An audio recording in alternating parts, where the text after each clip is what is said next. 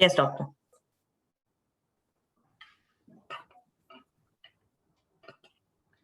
Mr. Chandramouli has joined, or is he here?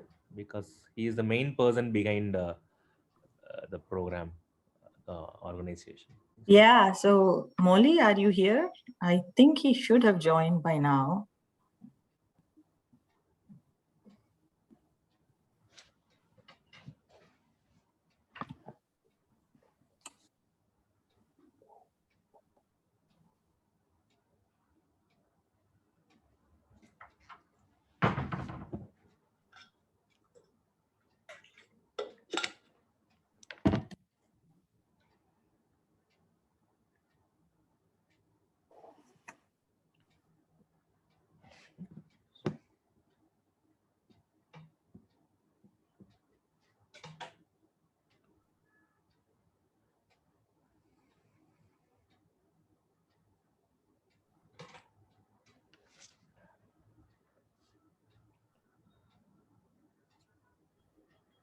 Yeah, he's joining.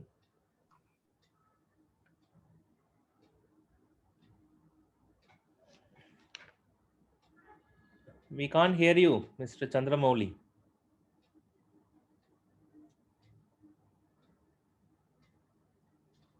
I was just driving. I came just now. Okay. So we have all the speakers, and we will be starting in a minute's time.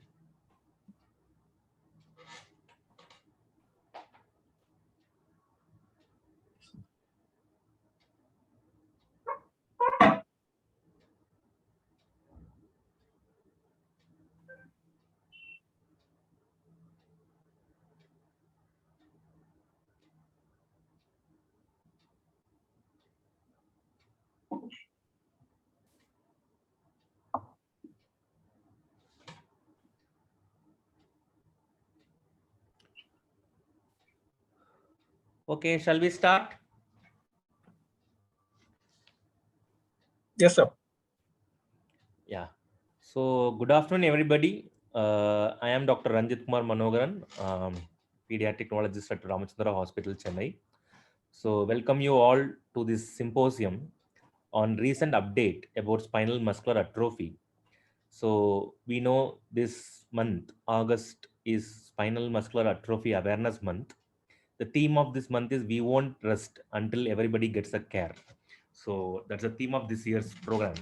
So we hear a lot of news in the last 2-3 months about novel treatment options coming up in mainstream media about spinal muscular atrophy. So first time I am hearing about a rare disease coming in mainstream media. So as a pediatrician or a pediatric neurologist or a neurologist or trainees, I think it's time to learn more about the recent update. A lot of things has happened in this decade, and SMA is no longer an incurable disease. It has become a disease where genetic cure is available in this in our uh, period itself. So we have three talks today. The first talk is on introduction and genetic aspects of SMA, which will be covered by Dr. Uma. And the second talk is on clinical features and management of SMA, general management aspects, which I will be taking care of. The third and the main part of today's discussion will be novel and emerging therapies for SMA. We will have a end of question session. We will have question and answer sessions at the end of the session. So without much ado, we will begin the program today. So I would like to welcome Dr. Uma Mageswari. She is a professor in the Department of Neonatology at Sri Ramachandra Institute of Higher Education and Research, and she is also the in charge of genetics and metabolic division. I would like request her to present her talk on introduction and genetic aspects. She has received a Best Outgoing Student Gold Medal Award during her MBBS training, and she has won the best poster, for her presentation in NNF program. She has a lot of publications, and she is also the one who is in charge of the Center for Excellence in Perinatology at SRMC Hospital. Over to you, Dr. Uma. So I will stop sharing my screen.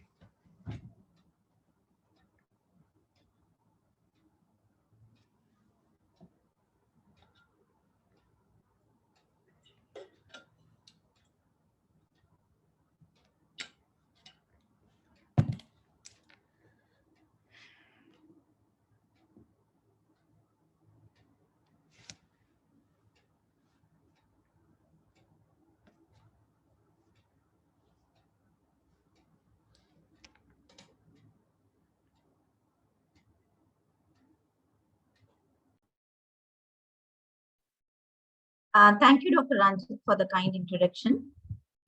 My screen visible? Am I audible? Yes, madam, you are audible, madam. Thank you. Thank you so much for giving me this opportunity. So I'm going to cover on genetic aspects of spinal muscular atrophy.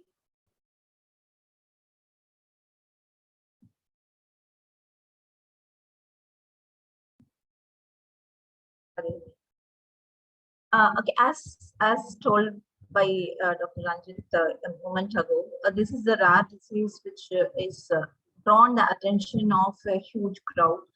I think like we are hearing in news and crowdfunding a lot about spinal muscular atrophy. As a person who has special interest in these rare diseases, I feel like sad for the kids, at the same time happy that like the awareness is improving. Maybe this is something a step forward for children who have been suffering from these rare diseases without any answer to their problems. Okay, so I have divided into topics. So first would be introduction, couple of slides. So spinal muscular atrophy is an autosomal recessive condition with the incidence of 1 in 6,000 to 1 in 11,000 live births, with almost 60% of them having type 1 SMA. The carrier frequency is quite high, ranging from 1 in 38 to 1 in 70. Though the carrier frequency is very high, the incidence is not correlating, maybe because some of the fetuses who have 00 for both SMN1 and 2 genotype may be embryonically lethal. So what is the main defect? It is a defect in the survival motor neuron gene, which is SMN1 gene, which is located in 5q11.2 to 13.3. And it results in progressive symmetrical proximal weakness. And the onset can be anywhere ranging from prenatal onset, we call it as SMA0, to adult onset, which is SMA4. It has gained a lot of attention because of the new treatment modality. So let me take you through one case scenario. It's a consanguineously married couple in a pre-pregnancy. Why they came is because they lost their first child at 7 months of age. The child was floppy, and one of the report mentioned as possible spinal muscular atrophy. They have done for the index child a clinical exome sequencing report, and they have got it, which did not show any significant variant, and they would like to know the recurrence. So the questions to be answered is so-called clinical exome sequencing rule out all the causes of floppy child. So that is what I'm trying to unfold in my lecture today. So the genetics, the SMA can be like two types: 5q SMA, which we talked about, and other non-5q SMAs. Majority of them, 96%, are 5q SMAs. I'm going to little bit go into the depth of genetics of this 5q SMAs, whereas non-5q SMA, I'm just going to mention the causes. So the SMA kind of unfolds us very specific genetic concepts. Okay, so the so-called disease-modifying gene, the so-called genetic heterogeneity, and clinical heterogeneity. So to be specific, the commonly used term SMA is meant for 5q. The commonest mechanism, as we know, is in defect in SMN1 gene. SMN2 gene variant is not significant in normal individuals. So maybe 10% of them might lack totally SMN2 gene, and they will be phenotypically normal. So deletion of exon 7 is the commonest pathogenic variant. And the test to detect is MLPA, which is multiplex ligation probe amplification, or qPCR. These are the ideal tests to detect this variant. It can be missed in sequencing as a point mutation or indel causing frame shift mutation is not the commonest mechanism. So as I was retrieving, it is exon 7 or 8 deletion, which happens in 92% and detected by the test called as MLPA. The other 4% is caused by either a point mutation or insertion deletion, which is happening in a gene level.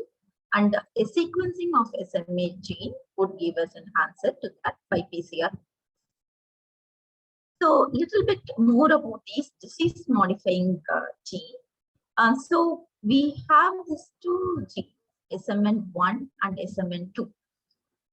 SMN2 is nothing but just a replica of SMN1 gene in the centromeric part, and it differs from SMN1 gene only in 5 nucleotides. Among these 5 nucleotides also, only one is present in the exonic region, which is present in exon 7, where SC is getting replaced by T. So what this does is, it creates what is known as exon splicing suppressor, and it suppresses the expression of this particular exon 7. Even though there is no amino acid change because of this nucleotide, it causes a downstream regulation where it causes exon splicing suppression. So as a result, you see here on the right hand side, SMN1, which is a telomeric copy, produces 100% of functional protein, which is SMN protein, whereas the centromeric copy, SMN2, because of replacement of C by T, there is a deletion of exon 7 in 85% of the times and results in truncated protein. Only 15% or so produces a proper functional SMN protein. So this particular SMN2 is also a disease modifying. I'll tell you in subsequent slides how it modifies the disease.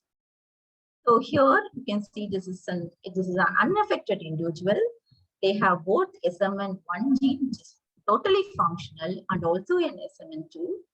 SMN1 forms a functional SMN protein, whereas SMN2 produces mostly non-functional. It doesn't matter because you have got functional SMN.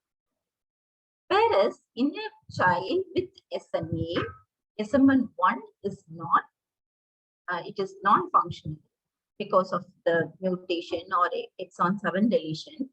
They have to just put up with only the presence of SMN2. So even though it produces mostly non-functional protein, because 15% of them are functional, depending on the number of copies of SMN2 they have, their disease manifestation varies. This particular where is this SMN protein located and what is its function?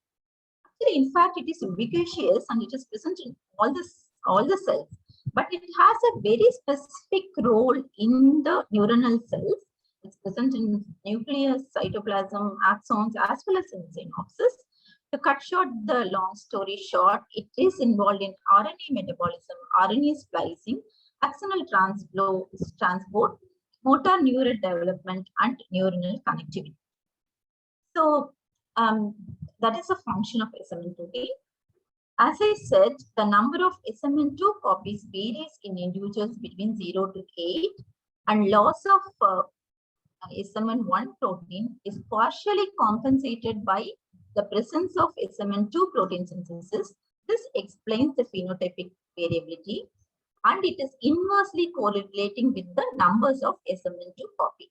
So more the SMN2 copies in a SMN mutated child, milder is the phenotype. Okay, so even though for our understanding we are classifying into 0, 1, 2, 3, 4, etc., it is actually a continuing spectrum of the same disorder, depending on the presence of this disease modifier, namely SMN2 gene. When only one copy is present, it presents very early on in neonatal, 2 copies present during early infancy, whereas 3 to 4 copies from then on. If it is 4 to 8 copies, then it present only more in adult. So when they studied, when there is one copy, majority of them, 96% of them presented only as SMA type 1 with only 4% as SMA. Whereas when 2 copies are present, majority again was SMA 1. When 3 copies is present, it is almost 50% SMA 2. More than or equal to 4 copies, it is like 88% where 3 or 4, which is a milder form. So what are the other disease modifiers? So we have got other modifiers like NAP, H4, F5, PLS3, etc. So they kind of modify because of its proximity to the SMN gene, and also because there is a homology to the apoptosis inhibitor. So basically what one needs to remember is, though SMN2 gene is a basic disease modifier, there are other modifiers also which says that why there is a phenotypic variant. Okay, so I'll just touch upon how these genetics is to do with your gene therapy. So there are 3 major gene therapies. I think my subsequent speakers will be elaborating on this. I'm just going to touch what genetics is to do with this.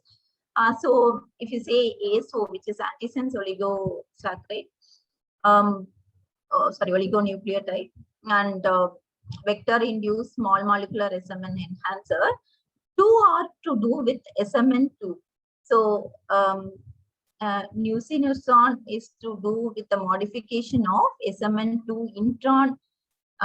intronic splicing suppressor, thereby causing exhibition of even the exon 7 in SMN2. And the small molecule SMN enhancer is again a SMN2 splicing modifier. So the gene mechanism also is to do in and around the SMN2 gene. So what is ASO, antisense methodology? So if this is a defective gene, you have got this mutated gene. This is called a sense strand. So during transcription, this gets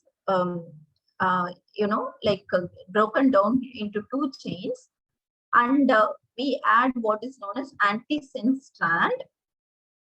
And this antisense strand, what does is it binds, preventing the translation of this mutated protein, thereby preventing a formation of truncated protein and formation of a smaller, short functional protein.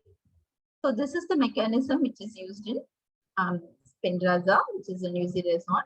Here, if you see, instead of your exon 7 getting spliced totally, because we are using this antisense strand, antisense therapy, even the full length SMN protein is produced. Okay, so coming to little bit about non-5q SMN. So if you see here, if it is a distal spinal muscular atrophy, I am not going to read into the list, but you have got a lot of autosomal recessive and autosomal dominant condition with the gene location as stated in this curve. And if you see proximal with the distal, with or without distal involvement, these are the genes involved. And coming to other non-5q spinal and bulbar muscular atrophy. So you have got again many autosomal recessive and few X-linked with the gene which is specified here. Just to because of my interest in metabolic, so these are riboflavin transport defects which responds nicely to riboflavin therapy to a certain extent. So let me kind of unfold some of the concepts here. So we use the term pleiotropy when there are more than one phenotype which is caused by one gene variant. And we use the term genetic heterogeneity where there is one phenotype caused by multiple genes.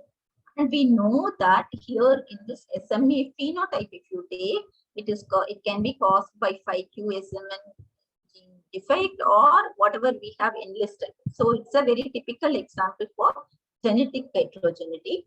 And also it is an example for clinical heterogeneity. Clinical heterogeneity is not a strict term.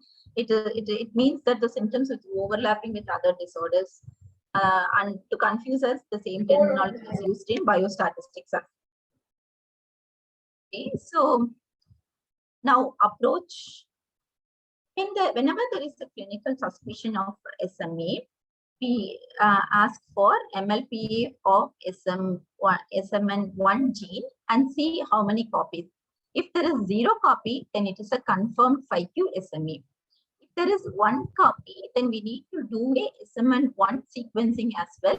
And if there is pathogenic variant, then we know that it is a confirmed 5q SMA. If there is no pathogenic variant, we can go for whole exome or whole genome sequencing to look for non-5q SMEs. If there are 2 copies, but still consanguineous marriage is there, one can go for SMN1 sequencing just to make sure that we are not missing any point mutation. If it is non-consanguineous and there are 2 copies, then we can go for whole exome or whole genome sequencing. So what about the role of SMN2 gene? As we told already, this predicts the severity depending on the number of copies we get. If it is 1 copy, it is more severe. If it is more than 4 copies, it is severe. So I think my colleague, Dr. Ranjit, will be dealing with this. So when we do like neuromuscular gene panel or whole exome or whole genome is when we see a typical neurogenic pattern.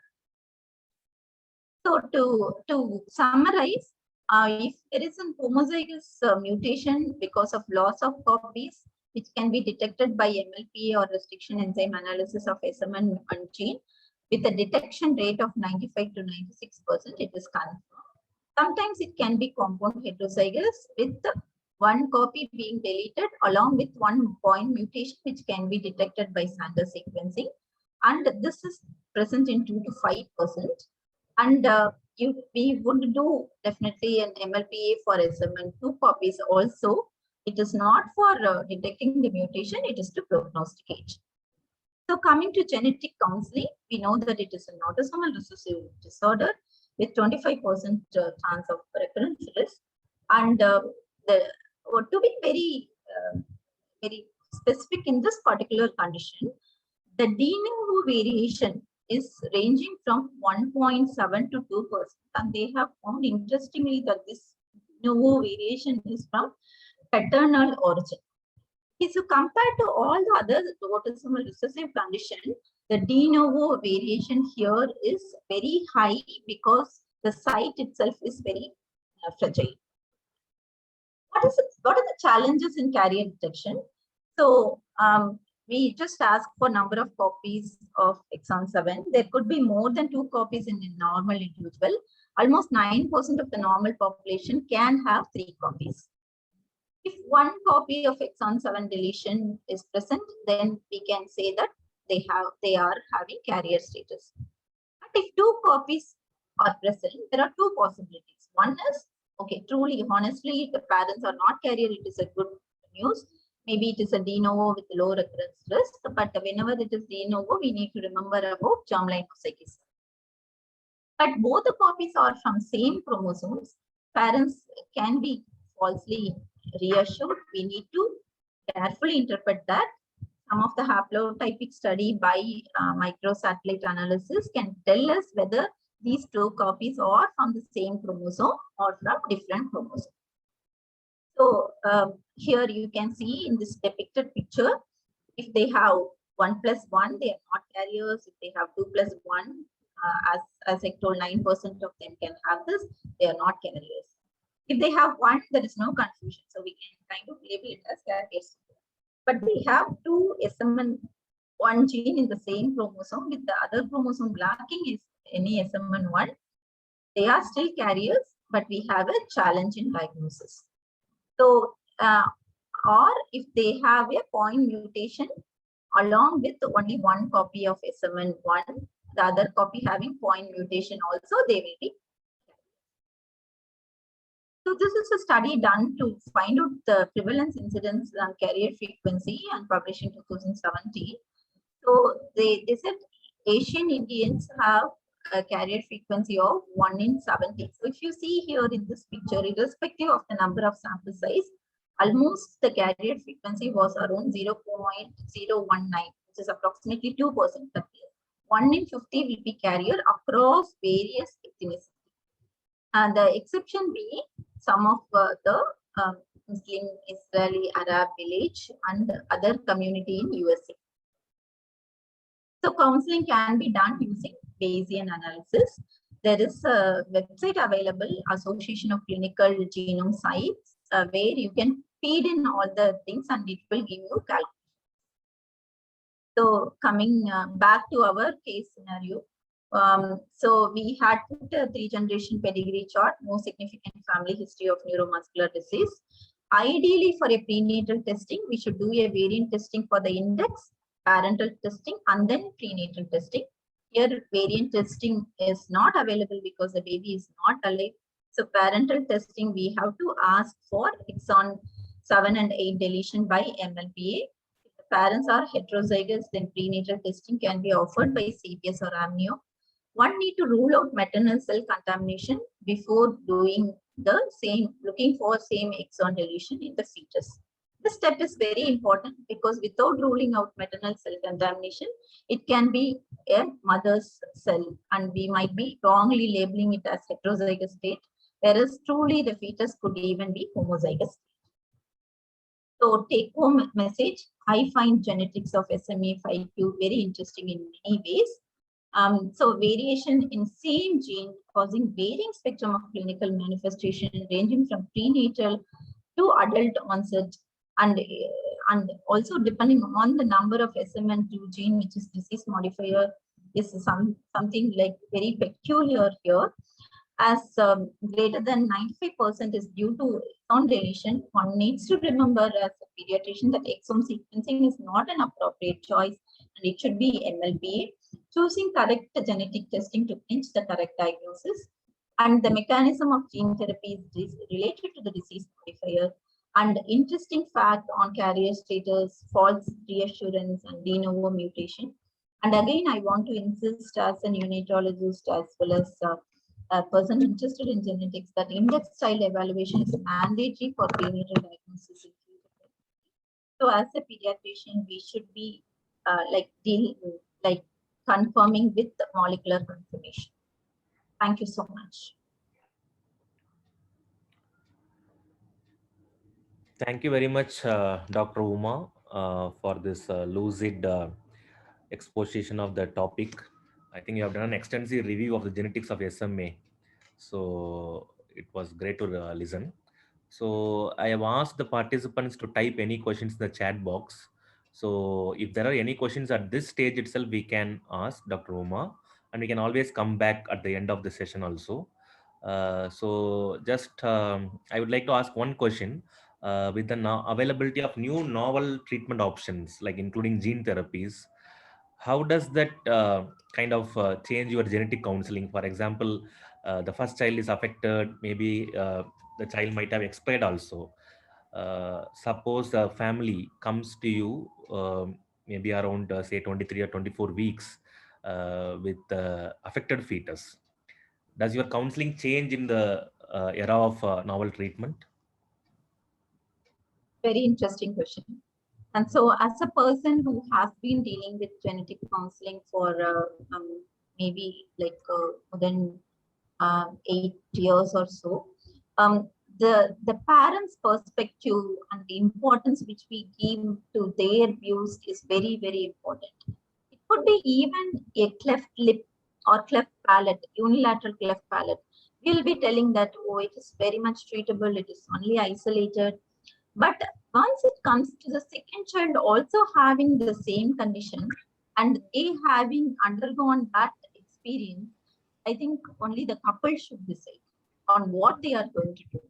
If they are very much motivated and like they are all out for treatment, then I would be supporting their stand in saying that yes, okay, we would give you all the support. in whatever way we can help you for gene therapy, we could do. But in my experience, if they have already had one affected child, I would think that they would possibly go for termination of pregnancy now, because we can do up to 24 weeks of gestation. And as a person, we should be supporting their view, because it is not an easy life, even gene therapy, to live with a child with SMA. So we have to give importance to their view, and I would do a non-directive counseling and take all their views into account and counsel accordingly. Thank you very much. At this stage, we don't have any other questions, so we'll get back to you. Thank you very much. Yeah. Sure, thank you. The next talk. So I will be discussing about the clinical features and general management aspects. So in the meanwhile, Miss Srinidhi, I would request you to admit a few students. They have sent a message to me that they are not able to join. Are you there, Srinidhi? Yeah, Srinidhi should be there. Srinidhi? Yeah, please think recommend to admit everybody, because some of the students have sent a message they could not join. The host has to admit them. Okay, so in the meanwhile, having discussed about the basics of SMA and the genetic aspects, let's go into the clinical features. So we know that SMA is a genetic disorder. It's an anterior horn cell disorder. The most important localization in floppy child is like anterior horn cell, one of the commonest sites of localization. Anterior horn cell disorders. SMA is the prototype of an anterior horn cell disorder characterized by a progressive debilitating neuromuscular disease. So it is a disorder which is characterized by progressive. Unless your congenital myopathies which are static, SMA is progressive. And this is a muscle weakness which is because of a de-innervation which is happening at the level of anterior horn cell. It's a muscle de-innervation. So it leads to skeletal muscle atrophy. We all know that the smooth muscles are preserved here. It contributes to overall weakness because of the generalized muscle weakness, and that results in a lot of motor function and ultimately ambulation. It also causes muscle atrophy. SMA is a disease which is told to be more proximal than distal. We all know that all neuropathies are more distal than proximal except SMA. All myopathies are more proximal than distal except myotonic dystrophy. SMA is one kind of a neuropathy, actually called neuronopathy, where the weakness is predominantly proximal than distal. It may be severe enough and progressive, leading even to curtailing of a lifespan of a person, leading to death. Actually, SMA is the commonest genetic cause of death in infants and toddlers. Frequency, as Dr. Uma has already mentioned, it is around 1 in 11,000. It's not only the muscle weakness. Because of the muscle weakness and the atrophy, there are some secondary changes which happen in the patient, which can lead to orthopedic problems like kyphoscoliosis. It's because of the poor airway clearance and poor ventilation. There are repeated episodes of pneumonia, involvement of intercostal muscles, the diaphragm, the overall airway muscles. It can lead to difficulty in falling, and ultimately mobility support. So all this leads to a affection of the quality of life and also a significant amount of morbidity and mortality. So this is a spectrum of SMA. So we all understood from Dr. Uma's talk that SMN1 is at loss here, loss of function mutation of exon 7 deletion. SMN2 has a kind of a functional partially functional protein. Depending on the number of copies which a patient gets of SMN2, the severity varies. Although the disease is same, also the genetic exon loss on SMN1 is same. It is the SMN type 2 number of copies which decides the patient's destiny and fate. It can affect patients of all ages, including adults, and all ethnicities of all races. So you in previous days it was called with eponymic classification, Kugelberg, Welander, Wernick-Hoffman. Wernick-Hoffman is the infantile SMA. Kugelberg-Welander is a juvenile SMA. So those eponyms are nowadays not in vogue. we have onset of the classification based on onset of symptoms called type 1, type 2, type 3, and type 0, type 1, type 2, type 3, type 4. So there are 5 types, which is also based on the clinical life expectancy and the motor function. So the type 0 is a prenatal onset, which starts in utero. It manifests in the newborn period. It will be mostly seen by neonatologists rather than by pediatric neurologists. Very short, less than 1 month of age. The lifespan is extremely limited. So here SMN copy 2 is almost nil, 0. Many die in utero as well. Age, and they may have a lot of contractures, neurogenic atrophy. In previous days, it was called as Penna-Sokier syndrome. The classic infantile SMA, which presents to the pediatrician or pediatric neurologist, is the one which onsets between 0 to 2 months. So they may look normal at birth, may look normal. Some of them may manifest at birth. Over a period of time, by around 3 months, say 4 months, you get a feel that they are becoming more and more floppy. They have problems with feeding, respiration. Child doesn't achieve motor milestones which they are expected to achieve. So that is what is the classical type 1 infantile onset SMA. As the disease is progressive, they develop progressive respiratory weakness. They never achieve sitting, so they are called non-sitters. And because of, say, ventilatory and respiratory issues, they get a life-threatening pneumonia when untreated, and they may require prolonged ventilation, and they succumb to intercurrent illnesses. That is the trajectory of type 1 SMA. That's a classical type which we see. I will come into the clinical features in subsequent slides. The type 2 variant is the onset between 3 to 17 months. They look normal at birth. Maybe the initial motor development may look a little bit okay, but they won't achieve, say, sitting as expected. There may be a delay. They may never achieve standing or walking. So they are sitters, but they will not stand. So this is type 2 SMA. The lifespan is better than the type 1. Say it is beyond 2 years of age. With newer treatment options available and better management strategies, standard of care is available, the lifespan is also improving in this category as well. So this was previously called the juvenile types. So this is the intermediate type. So here the SMN copy numbers 2 are more than what is expected in the type 1. So the type 3 is like late childhood onset, say beyond 18 months. The lifespan here may be normal. They may have walking ability independently. But what is the difference between a type 3 and a type 4 is here the motor function may be somewhat limited. They may require assistance. Say they may have mild Gower sign. They may have some difficulty in climbing stairs. So that is about type 3. Type 4 is one which is like adult onset or late adolescent onset, where they almost look like normal. Very late in their life, they may develop some difficulties in motor functions. So this is the broad spectrum of SMA. So SMA, although we all think of a small infant, it can affect a child as well as adulthood.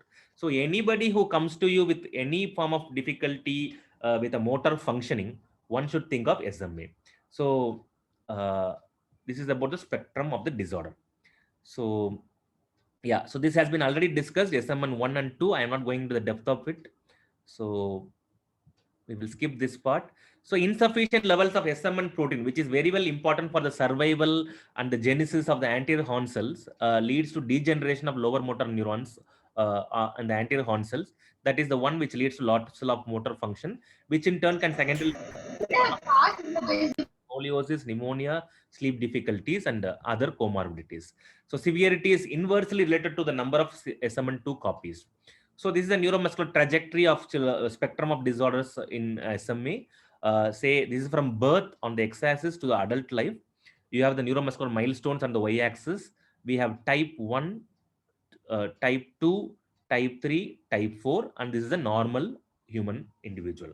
So one can understand there is kind of phasic illness.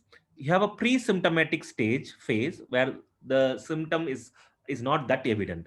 Then there is a kind of an acute phase where there is a stagnation of motor milestones happens. Then the regression of motor milestones happen. Then there is a subacute phase where the regression kind of becomes little bit slower, and they kind of left with limited motor function, whatever has been left, and that leads to a chronic stable phase. And comorbidities and intercurrent illnesses happens at this stage of life and curtailing their life expectancy. So so it is not a kind of a static disorder like a myopathy.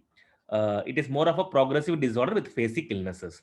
Only thing is you have a therapeutic window which can be utilized in the pre-symptomatic phase in any type of SMA, starting from type 1 to type 4, where these novel treatment options can benefit. So it not only affects muscles, it also affects the other modalities which of functioning, which have been discussed. Deterioration of nutritional status leads to malnutrition because of bulbar dysfunction. There is a limitation of respiratory clearance, recurrent infections, breathing muscle weakness, and respiratory complications, and orthopedic complications like scoliosis and contractures. So the weakness, as discussed, is usually symmetrical because anterior horn cells on the both sides are involved, more proximal in distal. One peculiar feature which has to be noted is the weakness is more in the legs than in the arms. So you may look at the child may be moving his upper limbs more. The lower limbs are not at all moving much. So this kind of asymmetry or a gradient in lower limb more than upper limb should also make one think of SMA. Sensory system is very well preserved. Your bladder bowel is very well preserved. In most of the cases, the facial expressions are very well preserved. They look like an alert, bright child. The sphincters are preserved. So deep tendon reflexes are involved. Anterior horn cells means it is areflexia. So it is like a complete absence of reflexes at the disease onset. Although SMN protein is ubiquitous, the higher mental faculties are not affected. The child looks bright, alert, and attentive. Those with type 2, type 3, type A, their cognition is normal, speaks well, intelligence is normal, unlike your dystrophinopathies, where cognition is also affected. So they have impaired head control, weak cry and cough, very weak cry. That's an important clue. Swallowing and breathing difficulty. Tongue fasciculation is a classic sign of anterior horn cell disorder. I will be showing in subsequent slides. Over a period of time, tongue becomes atrophic and you have a paradoxical breathing pattern. So this is how a floppy infant looks like. And these are some of the maneuvers which we do. Head lag, marked head lag, slips through, and ragdoll-like appearance when they are on ventral suspension, and the scarf sign crosses beyond the midline as expected. So this is the typical outlook of an infantile type 1 SMA. You will have a bright and alert child, kind of open mouth, weak cry, shoulders are hypotonic, your lower limbs are hypotonic, shoulders move, lower limbs are more affected than upper limb with respect to power. You have bell-shaped chest and paradoxical kind of breathing, grossly hypotonic, absent reflexes, and tongue fasciculations. This is a video of a tongue fasciculation. So tongue fasciculations, we all know, should be looked with the tongue in situ. The child should not be crying so actively. Any active child, you may feel tongue fasciculations like a phenomena. So we always shine the light that will make the tongue fasciculation appear very clearly. And you can see the scintillating fasciculations very prominently.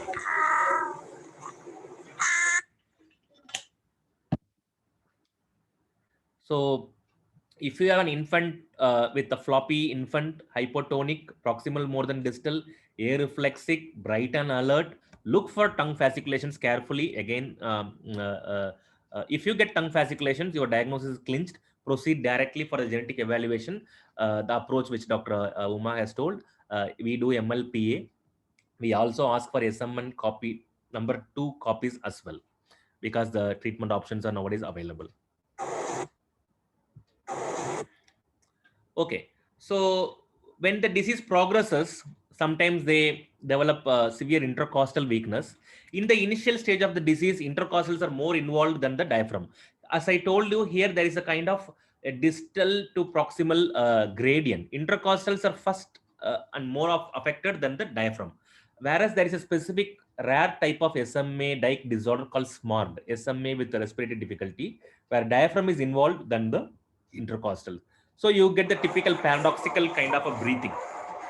So when the chest wall moves in, abdomen comes out. So that is a paradox in the breathing. So this is a paradoxical breathing. That means the respiratory pattern is also involved. The child is going to develop respiratory failure if untreated or unsupported. So you have a bell-shaped chest with a paradoxical breathing. So this is a child with type 3 SMA. She can walk. So just to show how a tongue fasciculation is very prominent even in a type 3 SMA.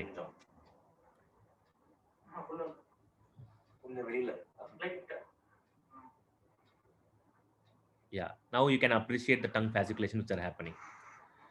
So if the same child say has bulbar dysfunction plus cranial neuropathies like deafness, one should think of riboflavinopaths and should give a trial of riboflavin that falls under the non-SMA category because that's a eminently treatable condition. Okay, so there is a specific sign which is seen in the type 2, type 3 SMA. That is the kind of fine tremors involving the fingers.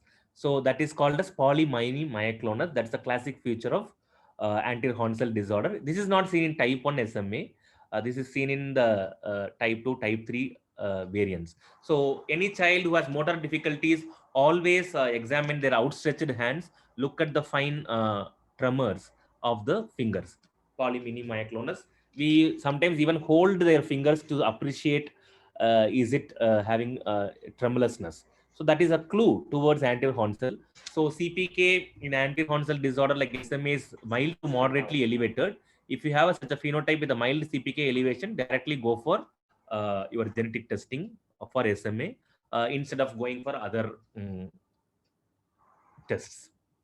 Okay, so sometimes we may get carried away that Gower sign is seen only in dystrophinopathies or muscular dystrophies. See, Gower sign is a sign of proximal weakness. It is also seen in late onset SMAs. So this is a boy with type 3 SMA. You can see his calf muscles are hypertrophied in comparison to his general build, but the proximal muscles are so much wasted, little bit longish kind of a face, and you can appreciate his taking the support of his legs and the knees, and then he gets up. But there is a, if you notice very finely, you can see he is directly getting up without extending or abducting the lower limbs. So kids with dystrophinopathy, that is Duchenne muscular dystrophy, will extend the lower limbs, abduct because of the adductor weakness, and then they get up. That is a sign of Gower sign seen in Duchenne muscular dystrophy. The Gower sign in each muscular disorders is different. So you can get clue even from the Gower sign, what could this entity be. Children with SMA, generally in the initial phase of the disease, they can get up on their own directly with the support of the knees.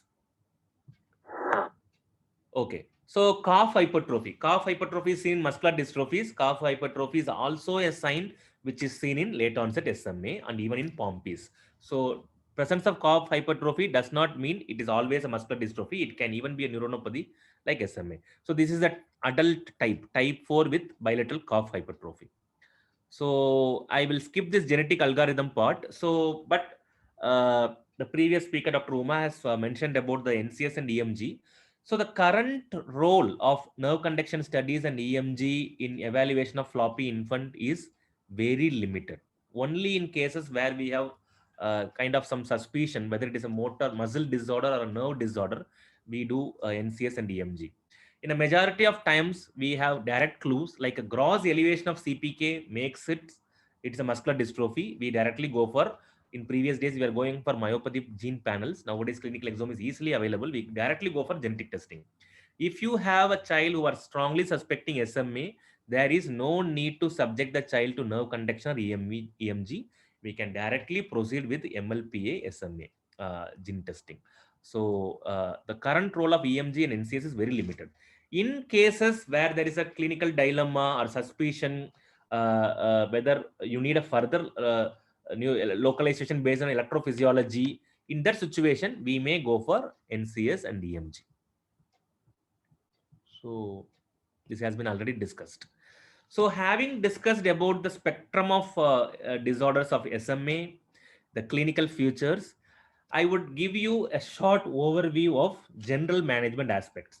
This has been included in the today's discussion because without understanding the general management aspects, we can't directly go to novel treatment aspects.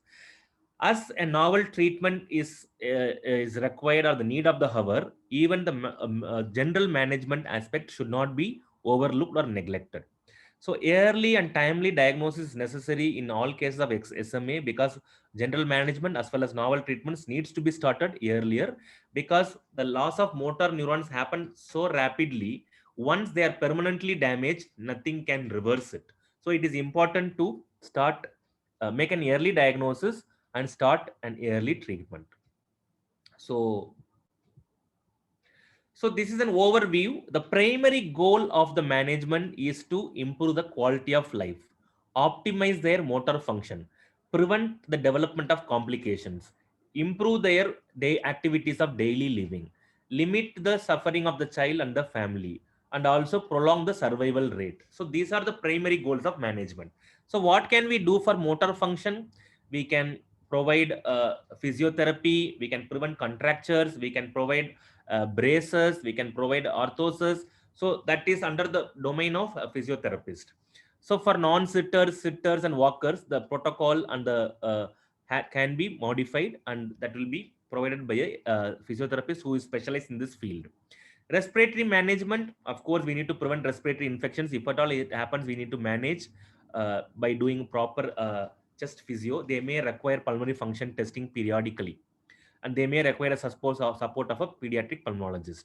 Nutritional, swallowing and gastrointestinal management, we need to support their growth, minimize the swallowing difficulties, maintain their growth. Orthopedic management, if they develop spinal deformities or contractures, that has to be managed by a pediatric orthopedician.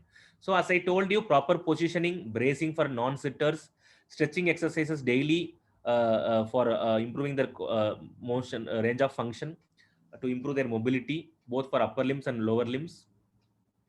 For walkers, we have specific protocols available. Airway support, manual chest physio, cough insulfator.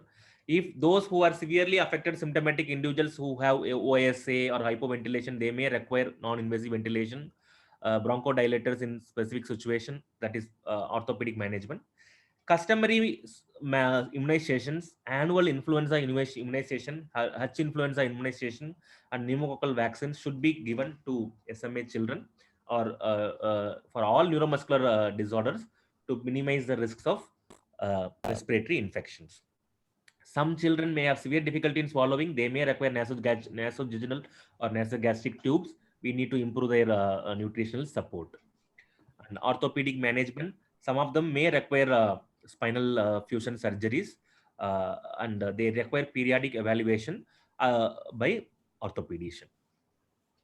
So this point should be emphasized that annual influenza pneumococcal vaccines are strongly recommended. So there are various international standards guidelines available for SMA care. This is one such guideline published by the multidisciplinary kind of a team approach in neuromuscular disorders. So these are the specialists who are involved in the care. So it's not a one person's task or one person's job. It's a team effort. The family is at the center. The cornerstone starts with genetics diagnosis, pediatric neurologist, pediatrician, geneticist, physiotherapist, orthopedician, the nutritionist, the pulmonary specialist, and currently novel treatment options are available. So this is just a illustration of the team approach, and there are a lot of unmet needs, difficulty in an early diagnosis, whether newborn screening should be available for SMA because novel treatments are coming up. With improving treatment options, they are growing or maturing into adults. So we need to develop adult care centers. Even the access at a public or environment is also required. Transition from pediatric neurologist to adult neurologist, and specially trained specialist in the field of SMA care. So with this, I will end my talk. I'm happy to take any questions at this stage or even at the end of the talk. So without much ado, let's move to the next speaker. So Dr. Manasvi, Yes, doctor. So I will just start, I'll share my screen. So I have to stop sharing. Yeah. Yeah, thank you. I'm just checking, is there any question in the chat box? As of now, we don't have any much questions.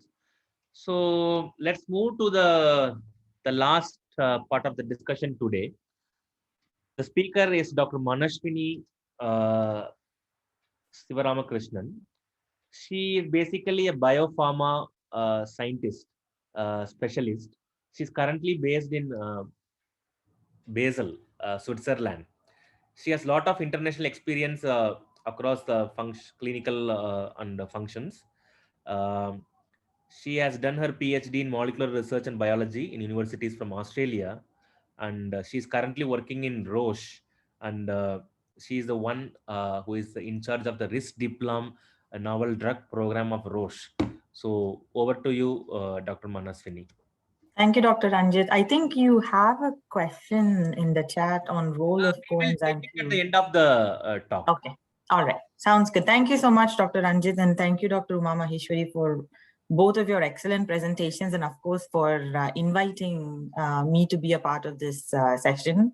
Happy SMA Awareness Month to everybody. So today, what I will be covering is on all the disease-modifying therapies that are available now for SMA. And specifically on Risdiplam or Evrysdi, which is the only molecule that is approved by DCGI in India. So the therapies that are available, which look at the underlying cause or which address the underlying cause of the disease, the lack of SMN protein, are two kinds. So there's the SMN1 gene replacement therapy, and there is another category, which is fixing the alternative splicing of SMN2, also addressed by both Dr. Ranjit as well as Dr. Uma Maheshwari. So we'll start with the gene replacement therapy, or onasemnogene apaparvovec. So this is known as Zolgensma. So you would have seen a lot of news articles on the 16-crore drug. So this is FDA and EMA approved, but it's not yet available locally in India. So what is it? So it is actually a gene therapy, meaning it is an adenovirus which carries the SMN1 gene. So it's like coronavirus. So like any virus, it actually infects healthy cells. And when it does infect, it deposits SMN1 gene. And this is approved for patients less than 2 years of age with SMA. As a molecule, it can cross the blood-brain barrier. This is an important feature to keep in mind because this will not be the case for antisense oligonucleotide. How is it administered? So it's administered as an IV, and it goes on for an hour, and then you need to manage the patient with steroids for up to 3 months. And it's a non-replicating and AAV9 capsid, and it doesn't integrate into the genome. This is important to note because while it deposits the SMN gene into the cell, once the cell undergoes its regular mitosis, the SMN1 gene is then lost. So it doesn't deposit, or it doesn't integrate into the nucleus, so it cannot continue to live on. So there will be a time when the gene therapy will stop working, and the patient will need another therapy to follow on from gene therapy. So the next method that's used for restoration of SMN protein is SMN2 splicing modification.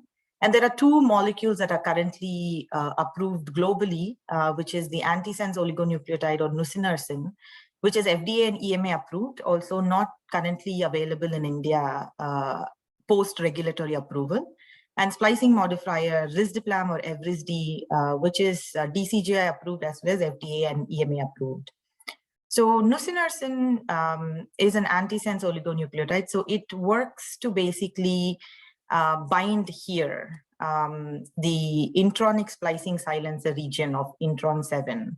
So it doesn't allow exon 7 to be excluded during the alternative splicing process.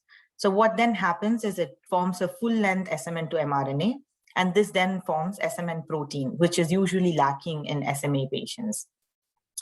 And nusinersen is administered via intrathecal administration, meaning lumbar puncture. So it's injected into the spine, and it's a lifelong therapy which is given 6 times in the first year, and after that at a maintenance dose of every 4 months, so 3 times in a year. And it's administered intrathecally because it can only be present where it's administered. So meaning it does not cross the blood-brain barrier. So we have chosen, or the company has chosen, to administer to the motor neurons as opposed to the periphery. So risdiplam is Evrysdi, so that's the brand name. So this is the only DCGI approved therapy that's available in India. And it's oral. What are some of the characteristics of this molecule? So it's systemically distributed. So when it's oral, so when an infant or a teenager or an adult takes this molecule, so it goes into the CNS, but it also goes to all the organs through blood. And the mechanism of action is similar to nusinersen, where it actually binds to 2 parts of exon 7. And it allows for the inclusion of exon 7. So once the mature length SMN2 mRNA is then produced, this then causes full length functional SMN protein to be produced, which then allows for the deficit that we actually see in the disease. And Evrysdi can cross the blood-brain barrier. So it's a small molecule, so it actually doesn't need any transporter. So because it's so small, it goes through passive diffusion. And this is very critical due to some of the features that was addressed earlier by Dr. Ranjit. Because the lack of SMN protein, it affects a lot of organs. Of course, muscles through motor neurons, we know, muscles we know, but it also has a role to play in cardiovascular system and bone density with the peripheral, vasculature. So it's important that SMN protein is actually restored across the body, both in CNS as well as the periphery. Now, we'll just do a quick overview of all the studies that have been conducted for Evrysdi or risdiplam. So it's been looked at rainbow fish or pre-symptomatic SMA babies.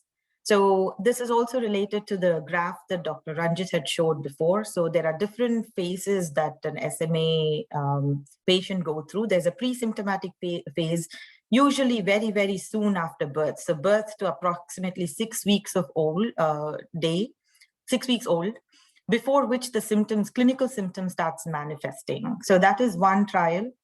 Firefish is on type 1 SMA babies, so the more severe SMA of 1 to 7 months old, but these are symptomatic SMA babies. And this was done in 2 phases. There was a dose finding, which was part 1, and efficacy and safety, which was part 2. Sunfish is on type 2 and type 3 SMA, where the SMA patients were 2 years old to up to 25 years old. And jewelfish is a very interesting study where it looked at type 1, 2, as well as 3. And the patients age group ranged from 6 to 60 years.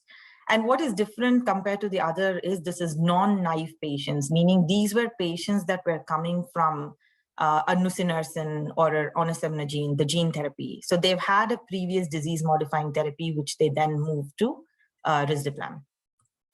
So rainbow fish, we'll start with the pre-symptomatic. So they need to have a diagnosis of SMA, these babies. They should not have any clinical signs manifesting yet. And median or the age that we have as the clinical inclusion criteria was up to 6 weeks.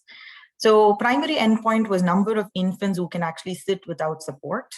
This is based on the Bailey score, a gross motor scale. So item 22 is for 5 seconds or more. And secondary endpoints have been, when do they actually develop a clinical SMA? Do they go into survival and permanent ventilation? Because type 1 SMA babies, especially without disease-modifying therapy, will go into permanent ventilation around 12 months of age already.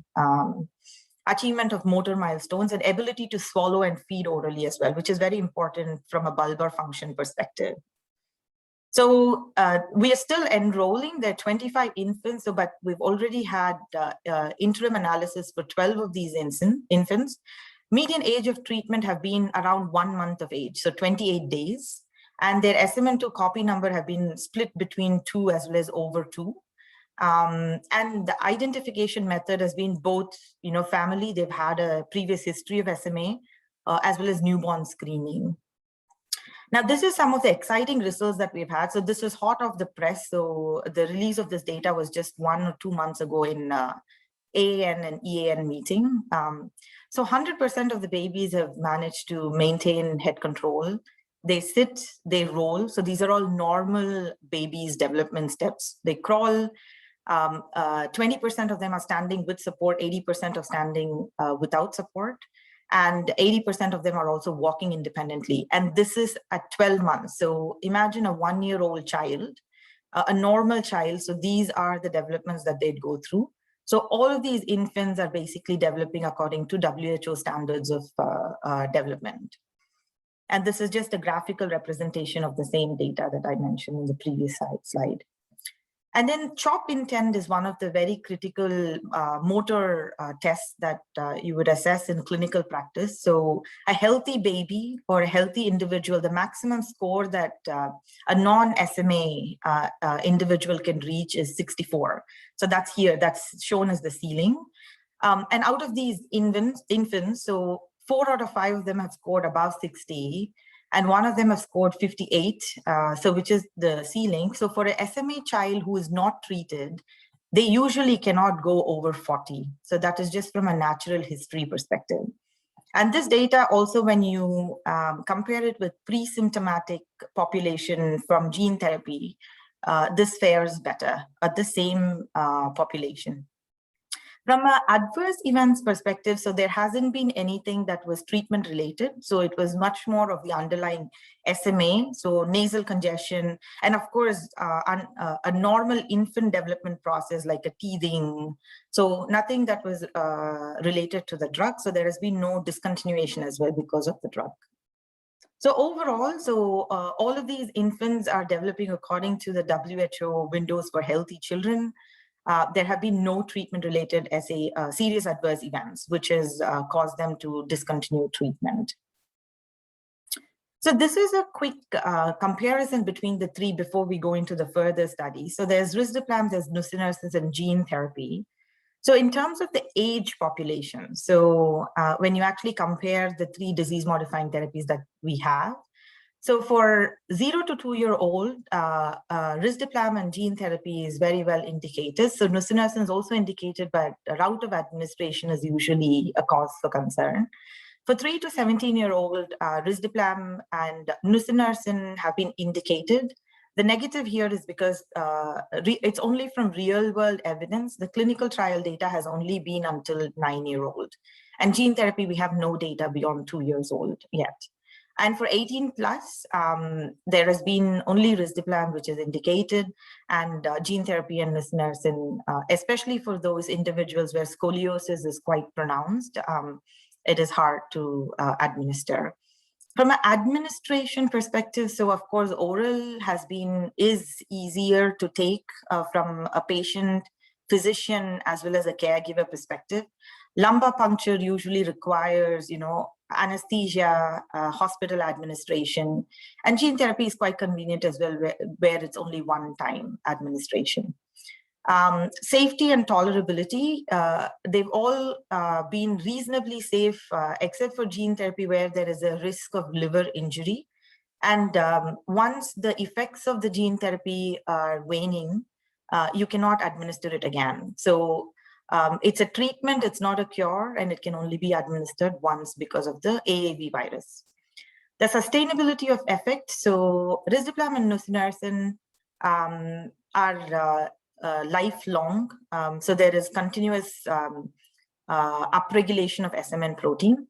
So nusinersen is given minus because there was a German study which was published independently. So a team of German physicians published about 2 or 3 months ago that there is a slump, meaning disease is progressing between the 4 months dosing that's been provided for this drug.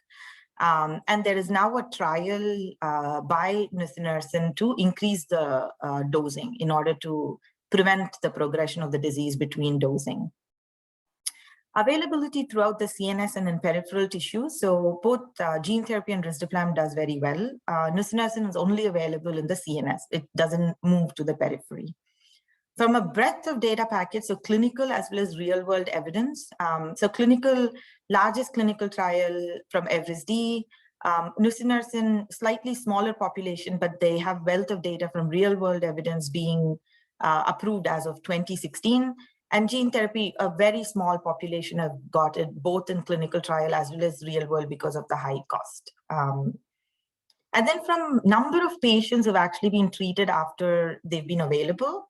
So risdiplam has only been launched as of last year. So it's been only 11 months. So there have been over 4,000 patients globally who have received risdiplam. For Spinraza, they've been available since 2016. So it's been almost 5 years now. So there have been about 2,000 patients per year. And for gene therapy, they've been available for 3 years and there are about 1,200 overall. So only around 400 patients per year. And Firefish is the next study, so which was 1 to 7 month old. So they are symptomatic infants. And we'll just quickly go through some of the exciting results that we've had. So this was part 2, where the dose was selected, and these patients have been treated for over 2 years. So there are 30% of them who are sitting without support, and there's 61% of them. So this was at 12 months. And at 24 months, so from this, it's actually increased to 61. So many more are meeting the motor milestones. So again, in the natural history, if you actually look at the children who are never treated with any, they will not achieve a milestone such as independent sitting or rolling without a disease-modifying therapy. And this is, again, sitting without support for at least 30 seconds. So that was 5, and this is now 30 and more. So at 2 years, there are 44% of them. So almost half of them who can sit for at least 30 seconds and more. And these are the different milestones that have been reached. So the light bar here is actually 12-month data. The dark bar is 24-month. So you can see the dark, it shows improvement in head control, sitting, standing, as well as walking. So they're continuing to meet their milestones, and they're also progressing to the next level, meaning head control to sitting, sitting to standing, and walking, as with increased duration of therapy. And this is very, very important. And this is also a differentiating factor for risdiplam. Because it's oral and it penetrates everywhere, swallowing and feeding ability has been shown to be maintained in majority of the infants. And this is a huge benefit for both the caregivers as well as the physician and the patients themselves. And this was one fact to note is we never included this in our initial trial design. So when we had the trial rolled out, there were actually these physicians who came to us saying, we are seeing a difference with risdiplam treated patients versus the other therapies. So you must start to look at this particularly as an endpoint. So we actually included this as an endpoint only about a few months after we initiated the trial, and rightly so. 92% of them were able to feed orally, and 95% of them also maintained their swallowing ability at 2 years. This is important because the babies are able to then maintain their muscle, they gain good weight, they maintain their percentile curves, and also they don't need a gastric or a nasogastric tube.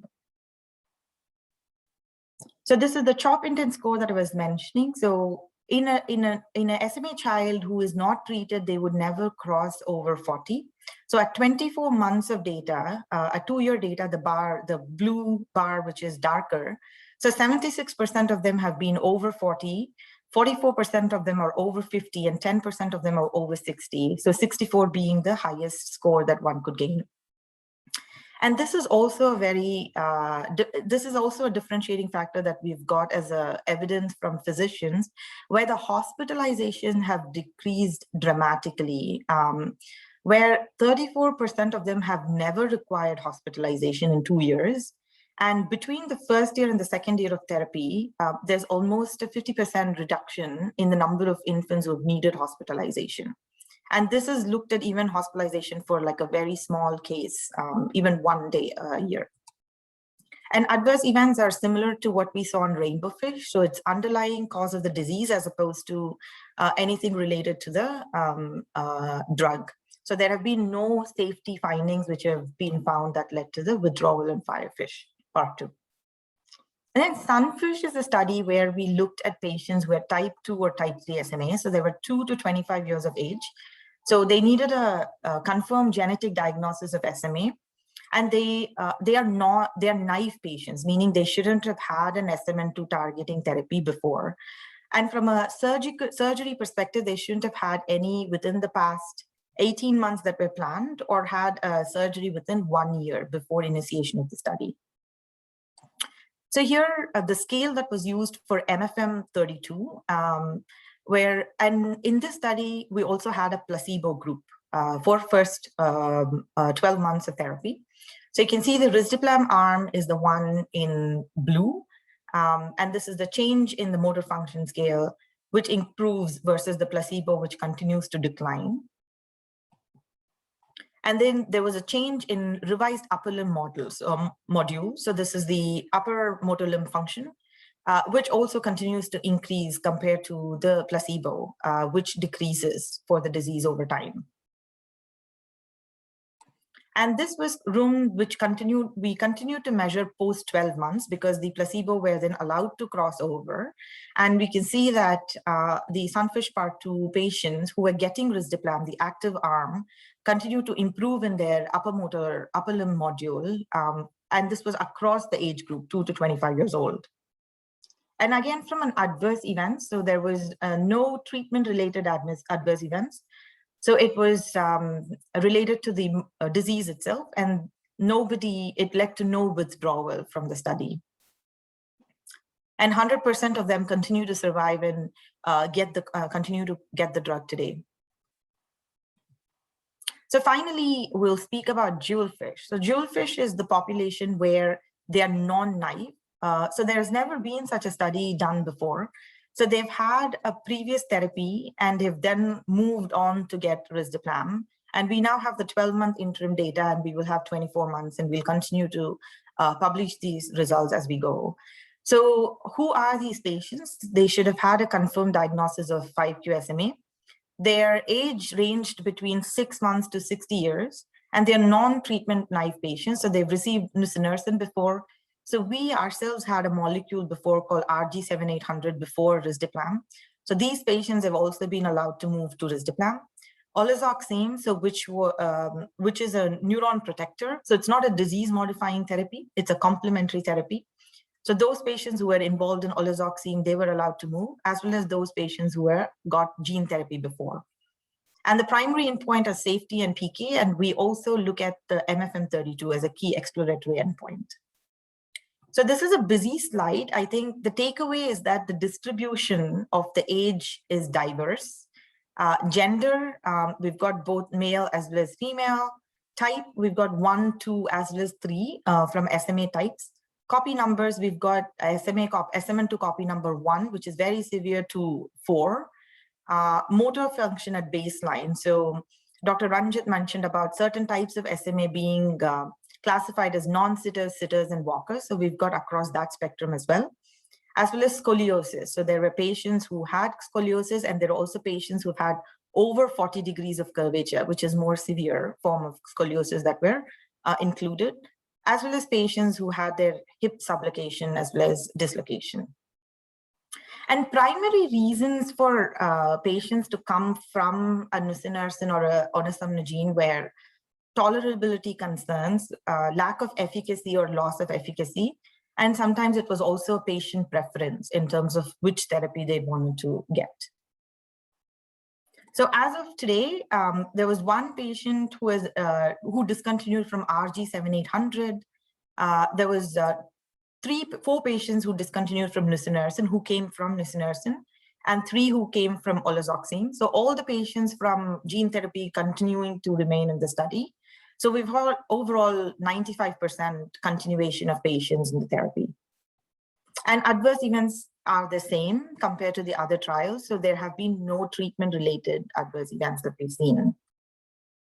And from an SMN protein perspective, so this is extremely interesting and one that caught us by surprise as well, a pleasant surprise, was that irrespective of any disease-modifying therapy that the patient had got before, risdiplam could increase the SMN protein level across the board. So it didn't matter whether they had got nusinersen, they'd got a gene therapy, there was still scope to increase the SMN protein level. And it started from day 1 of administration and peaked around 4 weeks of age. And it continued to stay the same. And MFM32, so bear in mind that this is across 6 months to 60-year-old. So we maintain the function. So there is no progression of the disease that is seen. So with that, I conclude the FISH trial data. Of course, we'll ask questions and there might be a case-specific discussion that we could have with Dr. Ranjit after. So thank you for your attention. Over to you, Dr. Ranjit.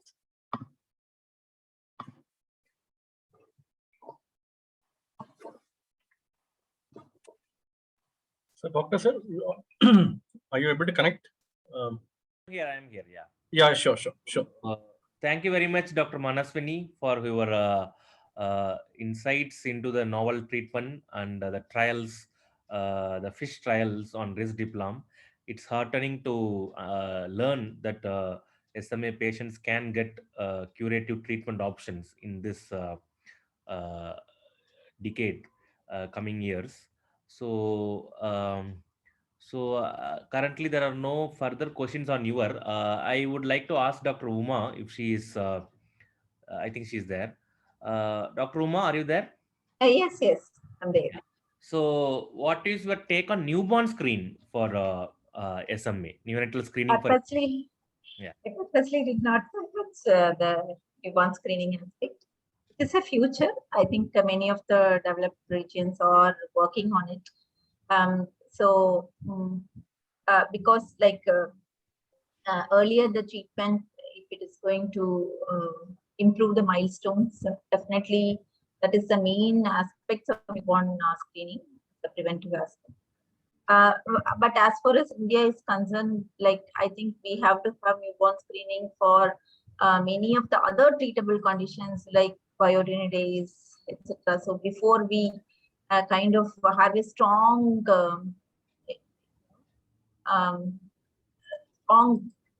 base on that, we cannot kind of jump and do the newborn screening for SMA. As far as India is concerned, there is definite future for newborn screening because of the available treatment. Okay, thank you. I have a question for Dr. Manaswini. Yeah. So what should be the minimum number of SMN2 gene? Is the effectivity vary depending on the SMN2 gene? No, thanks, Dr. Maheshwari. So the effectiveness of the molecule itself doesn't vary. I think because of the SMN2 copy number, I think when the treatment is initiated will probably dictate then the outcome, because the ones with say 1 or 2 copy number, the most severe forms, if they were to get the intervention, say 8 or 9 months of age, when usually without intervention, they'd only survive until like 12 months or so, then what we can expect is more of a prevention of progression. But then if the same child got intervention, say like the rainbow fish, like in a pre-symptomatic stage, then they actually have a possibility to develop like a non-SMA healthy child. Thank you. So from a SMN protein upregulation across the board, it's been similar, be it a copy number 2, 3, 4. So it's been twofold and more. Yes. Yeah, I just wanted to know whether it differs depending on the numbers. Yes. Yeah. Thank you. Thank you for answering. So there was a question by Dr. Antonio. Is there a role of coenzyme Q? No, there is no role of coenzyme Q in the management of SMA specifically. It may have a role in mitochondrial myopathies and certain other mitochondrial disorders. Do you have any addition, Dr. Uma, coenzyme Q in my SMA? No, there is no role for CoQ. Actually, it is again CoQ, though it is used as a broader cocktail, we have to be really specific. It is only in CoQ10 biosynthesis defect it is useful to be very specific. So yeah. one more question for Dr. Manasvi, I think. Mode of administration. Yeah, Dr. Dhanaratna Murthy has asked, he says it's a very interesting talk. Can you please elaborate on the mode of administration of risdiplam? Yeah, yes, Dr. Ranjit. So it's oral, so it's given once daily, and it's a weight-based dose. So it's a 0.2 milligram per kilogram up to 2 years of age, and then 0.25 milligram per kilogram when the child is up to 20 kilos. And then after 20 kilos, it's a fixed dose of 5 milligram. So the maximum per day volume is 6.6 milliliter. And you take it at the same time every day. Yeah. So it's a sachet containing a powder which has to be mixed with a liquid solution like water, and it's Yes, administered according to the prescription. yes. Yeah. So it comes in a bottle. So it's light protected. So it comes in one of those amber colored bottles, a powder, and then it's reconstituted with distilled water. So each bottle has 80 milliliter. So it's a 1 milligram to 79 of distilled water, and then stored in fridge, at 2 to 8 degrees Celsius. He has a follow-up question as well. Children tend to spit out or vomit medications. How do you overcome it? Particularly for rainbow fish and the sunfish or other studies. Yeah. Yeah, the really small infants.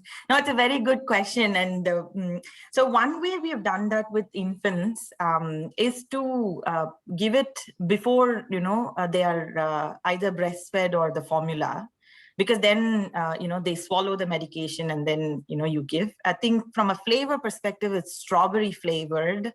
So we have at least got feedback from the children who can speak that it's not so bad. And should there be a case where, they do, regurgitate, as they have these tendencies in the first 3 months when the reflex isn't that great, it's okay. Just wait till the next day, not to dose it again the same day. It's fine to let that be and then dose again the next day, the same volume.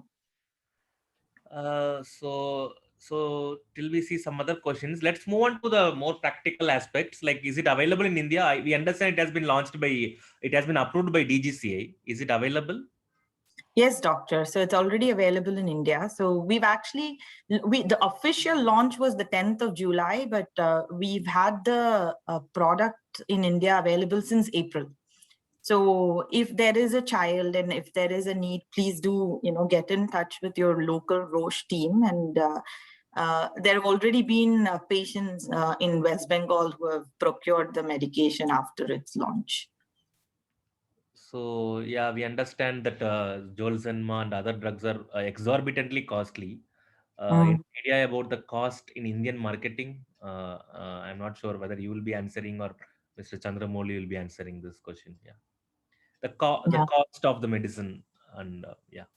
Yes, doctor. So I'm happy to take it, but Molly, do you want to do this or should I answer? No, you take on more. Okay. So Evrysdi, so to your point, Dr. Ranjit, so you don't have to wait until you get crores of rupees to buy. So one bottle comes at, the patient has to pay 6,06,000. But for every 2 bottles that the patient buys, Roche actually gives 3 bottles free. So for a type 1 infant, for example, who's like 4 kilos, we've actually had a case like that. So if they were to get those 2 bottles and Roche provides 3, so that 5 bottle actually takes them through the year, a large part of the year, and sometimes even more depending on the weight that we begin. So that has been the pricing that we've had in India. So we have a question from Dr. PRCP Ramachandran sir. Do you anticipate any adenoviral problem, though not replicating? I think it's about Zolgensma. So there is a black box warning given to Zolgensma. So that's from the FDA. So there is that liver injury that has been mentioned. And just from AAV9, so this is not related to Zolgensma per se, just across the adenoviral vectors for gene therapy, it's known to only work at a subset in a subset of population. So whether it is effective and the duration of efficacy, it's still unknown. So there is about 30% of the population that we think will not work, and this is across the board. So those are the two things to be mindful of. And also in an Indian context, I think we get a lot of these questions saying, what will happen if we spend 16 crores and then they still have to go and get another medication? So something to be mindful of when we are treating, SMA children. Is it due to the presence of adenovirus antibodies, which is prevalent? Yes, you're right. So it's the anti-drug antibodies. So there are some who... Do we check the antibody levels before administering? Yeah, so I am not sure of what the company actually mandates. At least as far as I am aware, we're not, at least we weren't asked to do it for those jewelfish patients who came from Zolgensma, because you have to follow the same protocol that was followed before the previous treatment initiation. It's a good point. So we don't know the practices if it's actually being done. Yeah. So coming back to risdiplam, what about the clinical side effect profile monitoring or any systemic monitoring, any liver function tests, anything, and how periodic?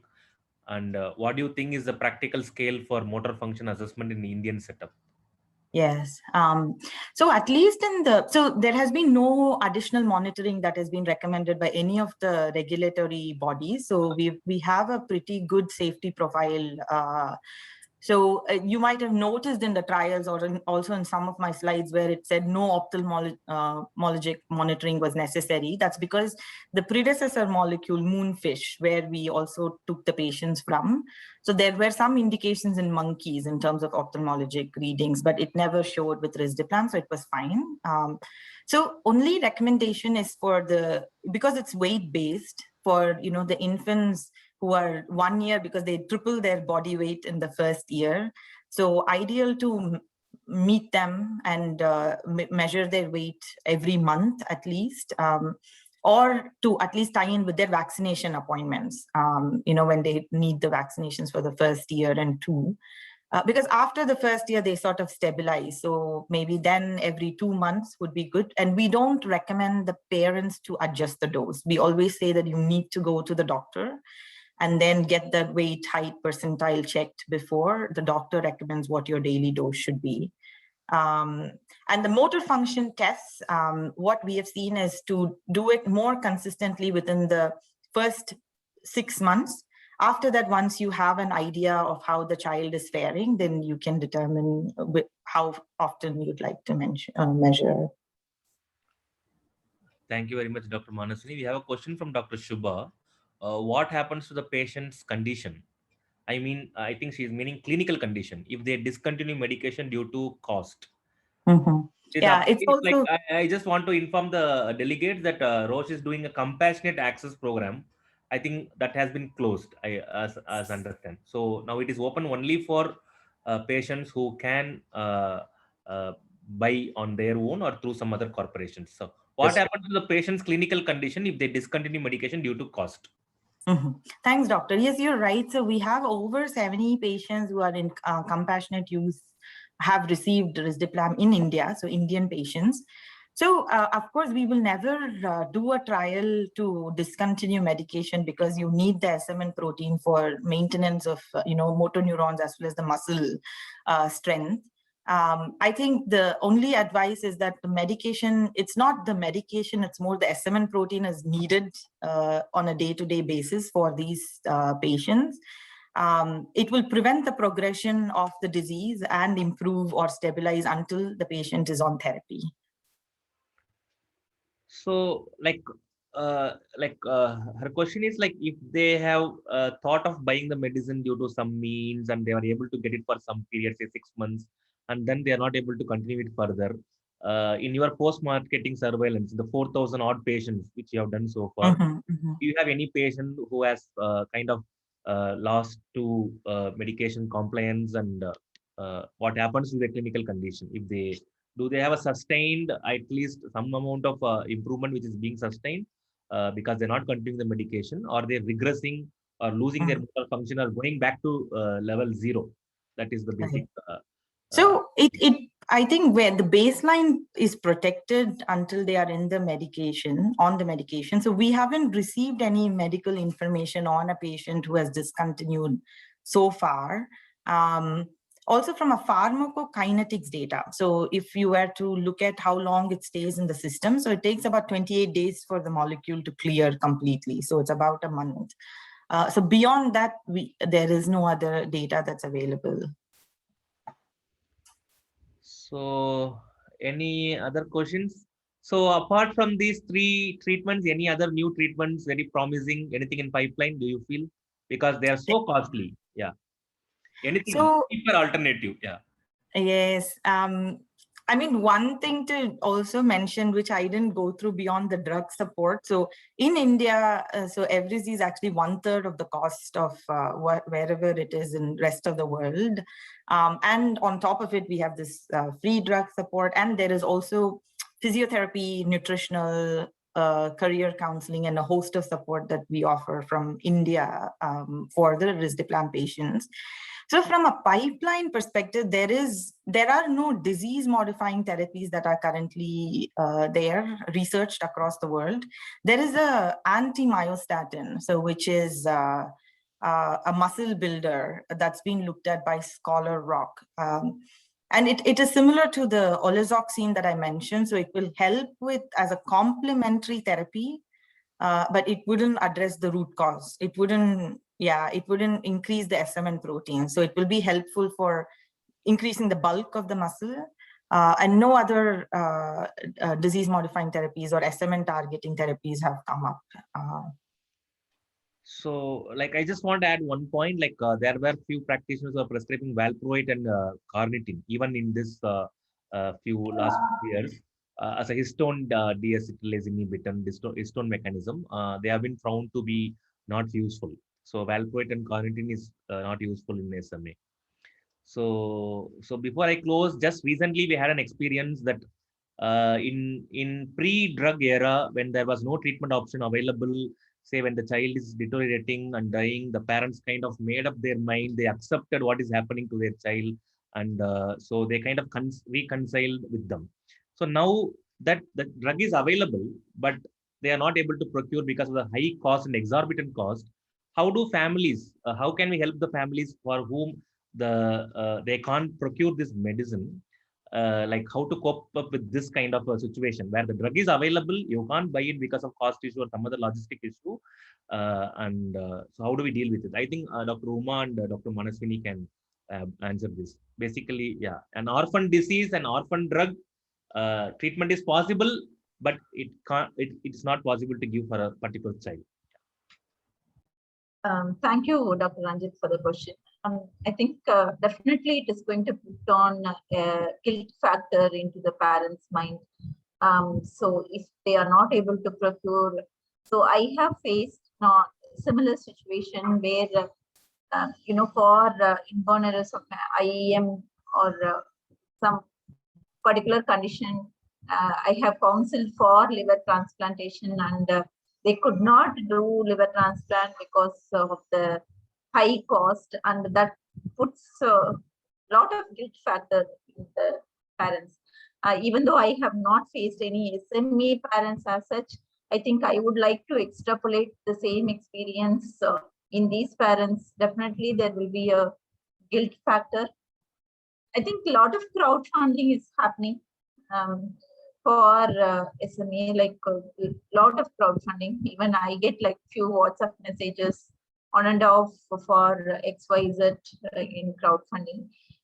Maybe from the people who have a lot of money, or like as a part of responsibility, corporate social responsibility. It can kind of sustain, but compared to the incidence or the frequency of SMA, whether we will be able to match for Indian population, I would be thinking it cannot match, because we are still struggling with all the other treatable, very simple treatable disorders itself. We are struggling. I'm sure there will be mismatch. There will be few patients who will be able to afford, and getting India being very heterogeneous in its population. Definitely, you as a neurologist will be will have to face this. I think you are muted, Dr. Ranjit. Dr. Ranjit, you are muted.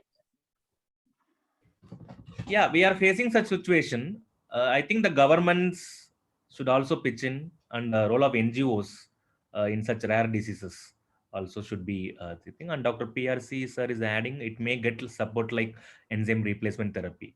So we hope in future these treatment options are available to most of our patients, and with availability of drugs with more experience, the cost will come down.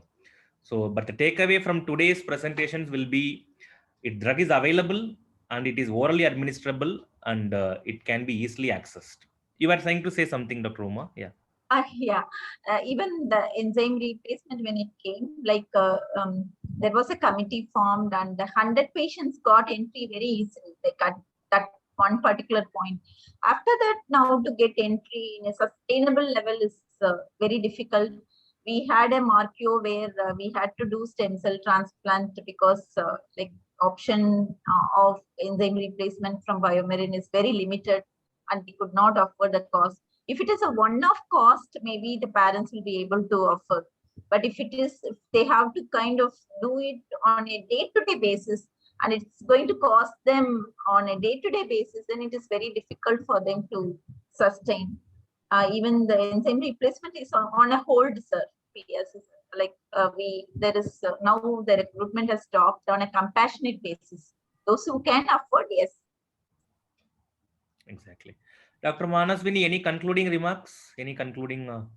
Yes, thank you, doctor. So I think I agree. I think there needs to be a way to open up sustainable access from the government, the rare disease, from NHM, National Health Mission, even at the federal level for these patients. And I think the other request is also, there are these other disease modifying therapies that are available at a very low number, but in compassionate use, to appeal to them to not wait with these patients till they get into the compassionate use, because currently what is lost can never be built up. We saw a child who lost his life recently trying to get into the lottery system for gene therapy.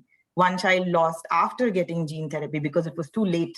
They got it at 8 months of type 1, and that was not enough for the gene therapy to fix. To then, let's at least have these smaller interventions done until they can get access, either through a compassionate or through the government.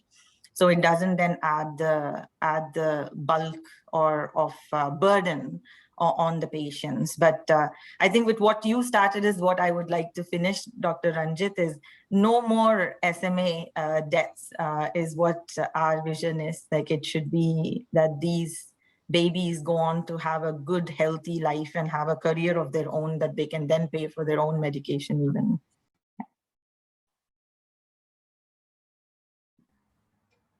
Thank you very much, Dr. Manaswini, Dr. Uma, for joining and for your time. Dr. Mr. Chandramouli for arranging this wonderful program. We learned a lot. We had a very good participation. We reached up to 75 participants today, despite so many online programs happening, multiple. I feel this treatment options are a boon for the families who are searching for newer treatments. I think this is possible in India. I think the future is bright. Thank you very much. Please give your feedback. Thank you, Dr. Ranjit, to end the session on a positive note. Thank you. Thank you very much, sir. Thank you, Uma Madam, and of course, Dr. Manaswini for sparing your valuable time in spite of all the busy schedules, actually. So it was really a very wonderful session taken, and I'm sure like many of the students and of course the doctors here would have got enlightened by the talk here. Thank you so much, doctors. So, Dr. Manaswini, you wanted me to discuss some case. So Yeah. we have few patients waiting. I have to leave immediately. So is That's that okay, doctor. We can do pick it some other another day. time. I will fix some other day with Mr. Chandramouli. Yeah. Yes, sounds good. Yeah, thank Sure. you. Thank you, Thanks for sir. your Thank you, time. sir.